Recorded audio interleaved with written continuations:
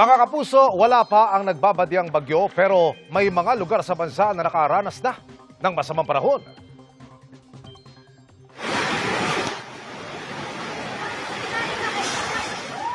Malakas ng ulan na sinabayan pa ng matinding bugso ng hangin ang naranasan kahapon sa Polomolok, South Cotabato. Halos lipa rin ang mga trapal at pwesto ng mga nagtitinda sa palengke. Malabagyo man ang naranasan doon, ito'y dulot lamang ng localized thunderstorms. Ayon po yan sa Pag-asa. Nasa labas pa rin ng Philippine Area of Responsibility ang bagyong may international name na Hagupit. Ayon sa Pag-asa, posible ang pumasok para sa weekend at tatawagin sa local name na Kaloy. Sa inisyal na datos, may tsansa itong lumapit sa eastern section ng Visayas o Luzon.